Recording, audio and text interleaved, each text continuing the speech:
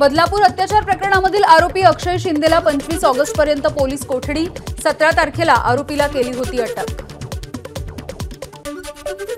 Badlapur railway स्थानकावरती आंदोलन करणाऱ्या 22 आरोपींना कल्याण रेल्वे कोर्टाकडून न्यायालयीन कोठडी, आरोपींची आधारवाडी कारागृहामध्ये रवानगी केली जाणार। बदलापूर आंदोलनाच्या प्रकरणी 300 जणांवरती गुन्हे दाखल तर 26 जण अटकेत, त्यांना आज कोर्टामध्ये हजर केलं जाणार। बदलापुरातील आंदोलन राजकारणानं प्रेरित होतं, मुख्यमंत्री एकनाथ शिंदेंचा आरोप। कारवाईचं आश्वासन दिल्यानंतरही 8 ते 9 तास आंदोलन सुरू होतं। आंदोलक लाडकी बहीण योजनेचे पोस्टर्स घेऊन आले होते, हे दुर्दैवी असल्याची मुख्यमंत्र्यांची प्रतिक्रिया।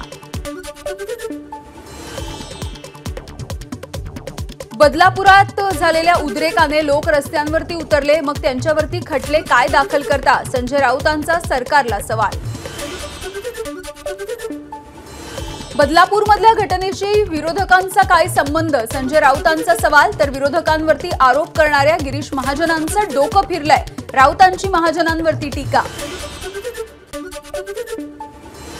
पोलिसांच्या बदल्या करून प्रश्न सुटणार नाही, महाराष्ट्राच्या गृहमंत्र्यांनी राजीनामा दिला पाहिजे, बदलापूरच्या घटनेवरून सुप्रिया सुळेंची मागणी। उद्रेक समजू शकतो पण त्वरित फाशी द्या असं होत नाही, शक्ती विधेयकाचं सुद्धा कायद्यामध्ये रूपांतर झालं पाहिजे, विशेष सरकारी वकील उज्ज्वल निकम यांचं वक्तव्य। बदलापूरमधील घटनेच्या निषेधार्थ पुण्यामध्ये खासदार सुप्रिया सुळेंच्या नेतृत्वामध्ये आंदोलन, गृहमंत्र्यांच्या विरोधात जोरदार घोषणाबाजी। कलकत्ता आणि बदलापूर घटनेच्या निषेधार्थ पुण्याच्या बालगंधर्व चौकामध्ये काँग्रेसचं आंदोलन, गृहमंत्री देवेंद्र फडणवीस यांच्या विरोधामध्ये आंदोलकांची घोषणाबाजी। बदलापूरमध्ये कालच्या आंदोलनामुळे बंद करण्यात आलेली इंटरनेट सेवा आजही बंद, सुरक्षेच्या कारणास्तव बदलापूरमधल्या सर्व शाळांना आज सुट्टी। महिलांवरील अत्याचाराच्या विरोधात बीडच्या परळीमध्ये मूक मोर्चा, मोठ्या प्रमाणावरती महिलांचा सहभाग, शहर पोलीस ठाण्यामध्ये पोलीस प्रशासनाला निवेदन। 29 ऑगस्टपर्यंत पूजा केडकरला दिलासा कायम, दिल्ली हायकोर्टामध्ये यूपीएससीनं सादर केलं प्रतिज्ञापत्र, पुढील सुनावणी होईपर्यंत पूजा केडकरला अटक करता येणार नाही, हायकोर्टाचे आदेश। राज ठाकरे विदर्भाच्या दौऱ्यावर, राज ठाकरे गोंदियामध्ये दाखल, यावेळी राज ठाकरे निरीक्षक आणि पदाधिकारी यांच्यासोबत बैठका घेऊन करणार चर्चा। पुणे जिल्हा परिषदेच्या माजी सभापती मंगलदास बांदल यांना ईडीकडून अटक, काल बांदल यांच्या घरी ईडीचा छापा, घरामध्ये 5,60,00,000 रुपयांची रक्कम आढळल्याची ईडीच्या सूत्रांची माहिती। मुंबईच्या हॉटेल ट्रायडंटमध्ये महाविकास आघाडीच्या बैठकीचे आयोजन, काँग्रेसचे प्रदेशाध्यक्ष नाना पटोले, जयंत पाटील आणि संजय राऊतांच्या उपस्थितीमध्ये बैठक होणार। शिवसेना अपात्र आमदारांच्या प्रकरणी आज सुप्रीम कोर्टामध्ये सुनावणी, विधानसभा अध्यक्षांच्या निर्णयाविरोधात उद्धव ठाकरेंची सुप्रीम कोर्टामध्ये याचिका। भाजपचे नेते समरजित घाटगे तुतारी फुंकणार, हे जवळपास निश्चित, हसन मुश्रीफांच्या विरोधामध्ये समरजित घाटगेंना उमेदवारी मिळण्याची शक्यता, सप्टेंबरच्या पहिल्या किंवा दुसऱ्या आठवड्यामध्ये पक्षप्रवेशाची शक्यता। भाजपचे राज्यसभेचे उमेदवार धैर्यशील पाटील आज उमेदवारी अर्ज दाखल करणार, यावेळी भाजपचे प्रमुख नेतेही राहणार उपस्थित। सना मलिक शेख यांची राष्ट्रवादी काँग्रेसच्या प्रदेश प्रवक्तेपदी निवड, पक्षाचे अध्यक्ष अजित पवार यांची घोषणा। जुन्नरमध्ये अजित पवारांना काळे झेंडे दाखवणाऱ्या आशा बुचकेंची पुन्हा एकदा अजित पवारांवरती टीका, अजित पवारांनी घेतलेली बैठक शासकीयच, तहसीलदारांनी काढलेला बैठकीचा अजेंडा दाखवत टीका। वक्फ विधेयकाच्या विरोधात ठाकरे गट आणि शरद पवारांच्या राष्ट्रवादीने ठाम विरोध करावा, सपाचे आमदार रईस शेख यांची अरविंद सावंत आणि सुरेश म्हात्रे यांना पत्राच्या माध्यमातून मागणी। झिशान सिद्दीकींना आता आमच्या पक्षावरती बोलण्याचा अधिकार नाही, वर्षा गायकवाड यांची टीका, तर लोकसभेत काँग्रेसच्या विरोधात मतदान करण्याचा झिशान यांचा लोकांवरती दबाव, वर्षा गायकवाड यांचा आरोप।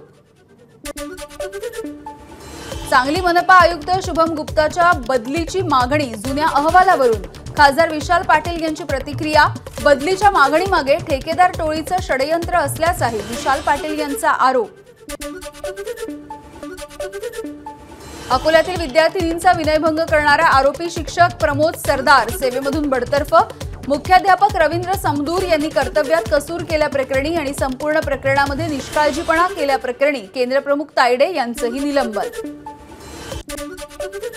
लातूर जिल्ह्यामध्ये 4.5 वर्षांच्या चिमुरडीवरती लैंगिक अत्याचार, 19 वर्षाच्या आरोपीवरती पॉक्सोच्या अंतर्गत गुन्हा दाखल करत अटक. चाकूर पोलिसांकडून अधिकचा तपास सुरू.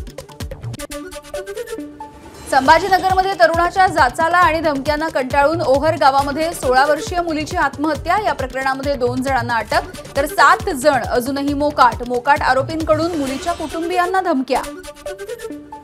संभाजीनगरमध्ये तरुणाच्या जाचाला कंटाळून तरुणीची आत्महत्या. या प्रकरणातील मोकाट आरोपींना अटक करण्याच्या मागणीसाठी संभाजीनगरच्या हर्सुल चौकामध्ये रास्ता रोको आंदोलन.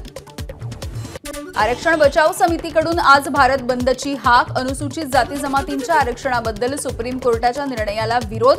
भारत बंदला जवळपास सर्व दलित संघटनांचा पाठिंबा. भारत बंदचे चंद्रपूर जिल्ह्यामध्ये सुद्धा पडसाद. चंद्रपूरमध्ये आंबेडकरवादी कार्यकर्त्यांची ठिकठिकाणी निदर्शनं. एससी आणि एसटी आरक्षणामध्ये वर्गीकरण करण्याच्या निर्णयाला विरोध. एससी आणि एसटी आरक्षणाच्या संदर्भात सुप्रीम कोर्टानं दिलेल्या निर्णयाच्या विरोधात गोंदियामध्ये सुद्धा बंद. गोंदिया शहरातील जयस्तंभ चौक परिसरामध्ये पोलिसांचा बंदोबस्त.